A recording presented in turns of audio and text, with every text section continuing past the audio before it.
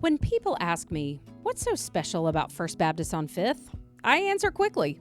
It's not our building, though lovely, or our worship, though meaningful, not our gatherings, though life-giving, or even our missions and ministries in the world, though impactful. The very best part of First on Fifth? Our people, hands down. In our Confession of Identity, we said this of our community. Here, you'll see retirees and families with rambunctious little ones, teenagers discovering their identities, middle-agers juggling all the demands of this season, young people navigating adulthood for the first time, and seniors rich in wisdom and encouragement. You can read our fiery op-eds in the paper, pass us moving about on the city streets, see us building ramps for the underserved, catch us finding beauty in our gardens and on hiking trails, and experience us taking delight in the world. At the core of our community, we are folks who love each other well. And at the core of our life together, we share in meaningful conversation about what it means to live and love in this world. That's what you'll hear and who you'll hear from in our new podcast series called Life Together. Each episode will be hosted by one of our ministers and will feature a conversation with one or two or even several of our beloved church members. They'll answer a handful of questions about their story, about objects or artifacts that represent their journey, about questions or doubts they wrestle with, and why they are a member, and finally, what gives them hope. As you listen to their wisdom and laughter, their audacious hope and abundant love, I trust you'll be as inspired and moved as I am on the regular. T.S. Eliot once asked, "What life have you if you have not life together?" Join us this season for Life Together. Hello and welcome to First Baptist on Fifth Life Together podcast series. We're glad to have Cyrus Bush and Will Abbott in conversation with us today. Cyrus and Will joined First Baptist in May of 2022. Will has recently retired from the Winston-Salem Forsyth County Schools after a full career as a public school teacher, most recently as a kindergarten teacher. Cyrus is a motivational coach and mentor and has served as a minister of music, a chaplain, a missionary to South Korea, and he and I share a common seminary alma mater in Southwestern Seminary in Fort Worth, Texas. And most importantly, Cyrus is a gifted musician and sings in our choir. Welcome, guys. Hey, it's good to be here. We have several questions for Will and Cyrus today to give us a glimpse into our shared life together at First on Fifth. First, tell us your story, particularly the people, places, or seasons of life that have most powerfully shaped, for good or ill, your understanding of God and self. Which order do you want us to go in? You want to go first? Go ahead. No. My understanding of God and self, that's a big question. But the first person I thought of when I read that was my mom. I had the most loving, caring mom that I can imagine because she was just that way and was so affirming and loved the Lord and was just really good for me. And the seasons of life that when I became a parent, I think my understanding of self, my understanding of God grew exponentially when I became a dad, and just watching them grow and analyzing how much I love them and how much I would do for them helped me to understand, I think, more the heart of God. Good. What about you, Will? Can I just say ditto? That's cheating. Kidding. No, I had a similar instance when I heard the question. I went straight to my grandmothers. My two grandmothers, my mom's mom and my dad's mom, were a big influence in my early life, and they were both strong Catholic women. Sorry, Baptists. And they were at church every Sunday. They helped out, they volunteered, they donated, they, did their tithing every Sunday. They had their rosaries. I learned how to say the rosary in Catholic school for 5 years. So that was a big part of my start. And then I think, not like every teenager, but like many teenagers, I drifted away during the middle school and high school years. And it was actually after a divorce that I needed organized religion again, and I needed some place that would speak to my heart and my soul. And I actually discovered Wake Forest Baptist Church with Richard Groves. And there were times when Richard would be preaching and I'm looking around the sanctuary like, is he talking to me? So Richard was a strong influence too. Yeah. Good. Cyrus, you've had quite a career, varied things. I think about being a missionary, a chaplain, minister of music, and as a motivational coach. Did that journey have any influence in how you see God? Those are all unique perspectives to think about being on the mission field. That gives a very unique perspective, and chaplaincy gives a unique perspective that might speak to how you see God and things. Yeah. Wow, that's a broad question, David. We like deep questions and broad questions. So. Broad and deep and wide. I'm sure it has impacted my view of God. Seeing the way people embodied their faith and their spirituality, especially in Korea. I was really moved by the Korean people. First, when I went to Korea in the 1970s, just 20 some odd years after the Korean War, the armistice was signed.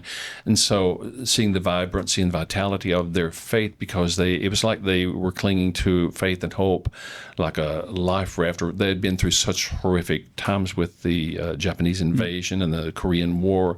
And so I was there at a time when it was Korean Christians, I think, are exemplary in their devotion, in their fervor, the home churches they have, the Bible study groups they have.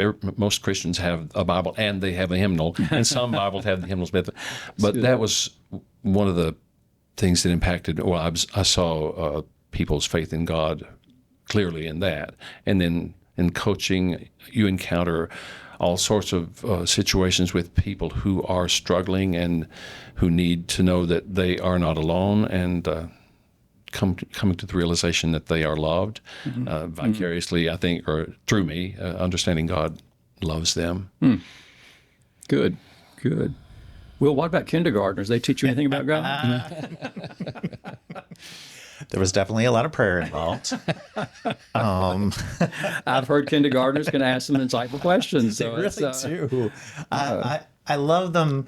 I love them before we mess them up. I love before adults get too involved and too coercive in their lives. They're some of the most open, loving, questioning, curious, entertaining people in the world. And, I can't imagine not having them in my life. And, there were times when I needed some joy and they'd bring the joy. And there were times when, I needed some structure, and believe it or not, they craved the structure. So with even ups and downs in my personal life, because, as a teacher, you got to turn it off when you walk in the door. Well, that's not an easy thing to do. So a lot of times you carry it into the classroom with you, and they're perceptive. They pick up on things. I could be coming down with a cold, and one of them would come and stand beside me and look at me. Are you okay? Thank you for asking. I'm doing great. They noticed everything. And Jesus said we should be like them, right? Right, exactly. Exactly. Second question, if you had to choose 3 objects or artifacts that represent your journey of life and faith, what might they be? And you can go in whatever order you'd like. Well, we did have a little pre-discussion about this, because I said the first thing I think of is the traditional apple. Because teachers, what do you think of when you think of a teacher? You think of an apple. And I mean, I got so many apples. I have an apple-shaped bell. I have a little glass apple that I got for some award. I have ties with apple, mugs with apples, shirts with apples, all kinds of pictures with apples in them. And it's a representation of that career, but that career was my life. For so many years. And so that apple is one I thought of. And then I thought of a cardboard box, which might not be a typical object, but I've lived in at least 6 states. And during my childhood, there was a lot of of moving and upheaval. And I think of a cardboard box as a symbol of, it could be putting things in or taking things out. It could be a gift that you open. It could be putting something away that you don't want to talk about or think about anymore. It has a lot of power, I think, for me, that cardboard box. I used a lot of cardboard boxes in my life. Great. A couple of for me would be a piano. I have loved music from childhood. When I was just a couple of years old, my dad pastored a country church and in Indian Ridge Baptist Church north of Knoxville somewhere. And I can still remember crying tears of joy, being moved by the singing of the congregation. And so music, and not just vocal, but piano music. I learned to play piano in the second grade, and so I've played piano for a long, long time. And the way it gives such comfort to me, and I can be really joyful, and music will, playing the piano will help to expand that joy or increase that joy, or I can be sorrowful, I can be sad, I can be angry, and the piano it helps me to express my emotions and my faith, and the fact that I can use it in playing and singing and leading people to worship God through a chorus or a hymn. And also running shoes. Now, I want to hear the connection with piano and running shoes. I'm not sure there's a connection between the piano and the running shoes. I didn't know I could run until I was in college, the junior year of college. I'd been a couch potato, and I thought, I need to get in shape before my junior recital, and so I started running and realized that I enjoyed running, and I became quite good at it. Never super, super fast, but I did run a couple of marathons. You know how you can tell if someone's run a marathon, right? Wow. You don't have to ask. They will tell you. But I did a couple of marathons and ran the first one in 4 hours, and so I was pleased about that. But running shoes, and I mentioned that to a friend of mine recently, and she said, interesting that you chose running shoes, because are we all running? And I wonder, I thought, why did I choose that? Am I running for something, to something, from something? So as part of our spiritual journey, maybe running shoes was not a bad choice. That sounds like a good choice. that. I actually thought of one that we both could use. What? Yeah, a mask. Because, nowadays people are so open about their sexuality, and there's a lot more options now. Sexual orientation. Yeah, sexual orientation. But we grew up in a time when it wasn't. And so pretty much we've worn masks. And still to this day, in certain situations, we still wear masks. This feels really a bit exposed. Yeah, to it does. talking about this. Yeah, sure. And I think that's, it's been nice to walk into the church and be able to take the mask off to a certain point and feel, and not feel stress or not feel worry about what people are going to think that, we're together. I would dare say a lot of people would claim mask as an object. Yeah. And for a variety of reasons, too. Yeah, very good. Can I trust you to accept me and love me for who I am, really? Thank you for sharing that. What questions or doubts do you wrestle with the most? There's a deep question. We saved that for third. Good. I feel bad to say it, but I doubt that God loves me sometimes. Intellectually, I know, and theologically, I've done the study, and I know the Bible teaches that God loves us, that you can't do anything to merit God's favor and love, that it's there. But because of the things that I've experienced and seen and heard and lived, I wonder, well, does God really love me? So I struggle with that, and I feel bad that at this age I've not got that settled. But that's one thing I do still struggle with, and I think maybe it's something a lot of people do, because we all know our own warts, we all know our own weaknesses and faults, and if we can't accept ourselves, how could God accept me and love me? And so that has to help you as a coach and mentor, that you wrestle with that. Yeah. And everybody would. Yeah. It does help. Good. Will, anything you doubt or wrestle with? Questions or doubts? Not to get overly political, but I'm having a lot of trouble right now with the word Christian and the way it's being thrown around to support things and basically push people into making choices and decisions. And if we really look at the way Christianity is meant to be, and that we're supposed to follow Jesus and love God and try to emulate the way that he lived, we're talking out of both sides of our mouth because we're doing things in the name of Christianity that are not anywhere near or and I struggle with that. I had a friend that I worked with for 5 years, and somewhere in the 5th year, I told her about Cyrus and about myself and let her in to that side, took off the mask, as it were. And she looked at me and she said, "What? We've known each other for 5 years. Why didn't you tell me?" And I said, "Well, because you're a Christian." And she looked at me and she said, "I understand." Wow. She knew what that meant. And, it's changed. And so I'm having trouble. Like, we don't do a lot of social media, and the few times that I will get on and I see things like that, I have to turn it right back off. I'm like, I can't look at this right now because it's frustrating. It's concerning. Right.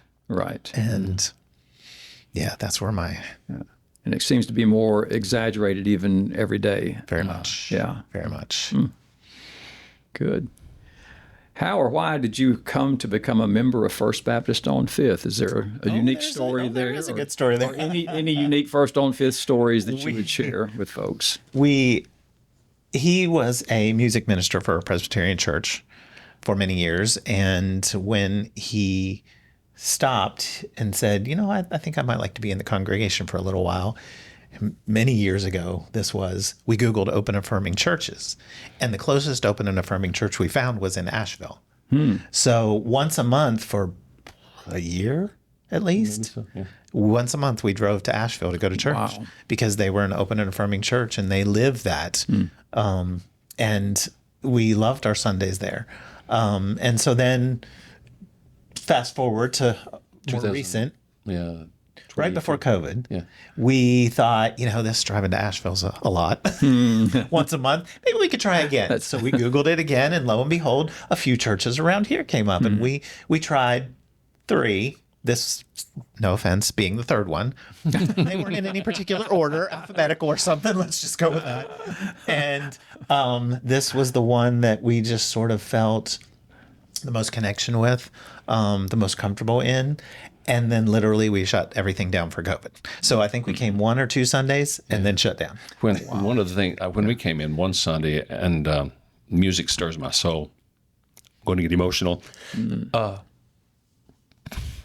the organ was playing, and I just felt this peace and joy and sense of worship wash over me. And I thought, this is a great place to be. And then I heard Emily preach, and then I felt the love and the support of this group of people, and I heard the anthem that you had the choir sing, and I thought, this is a really good place for us, because at that point I had been out of directing the choir for several months, and I thought, I need music back in my life because we weren't really involved in the church.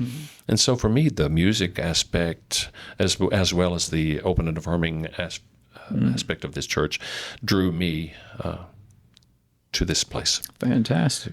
And now you're a deacon. I am here, a deacon, right? yes. So that's a new adventure, isn't it? I've never been a deacon. I've been a pastor of a church, but never a deacon, which is fun.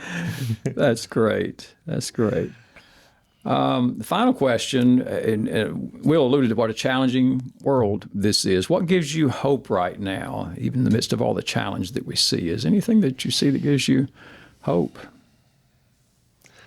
I find hope.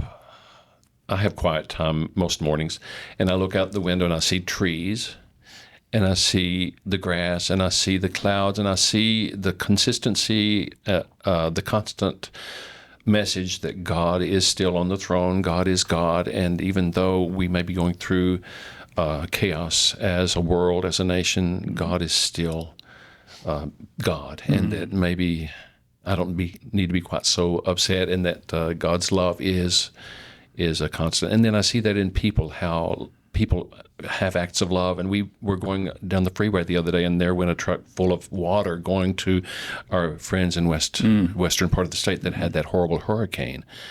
So those are two of the things that give me hope. Good. I think I'd go back to the children again, because I see hope in them. And I think, 10 years ago, not 10 years ago, probably more than that, 30 years ago, you had to have the right sneakers, or you had to have the right shirt to fit in. And now, I had kids coming into my classroom wearing headbands that look like raccoons or rabbits, and they'd wear a tutu all day long, and people thought they were cool, and kids that would come in and I'd say, "Did you dress yourself today?" And they're like, "Uh-huh." Like, good job.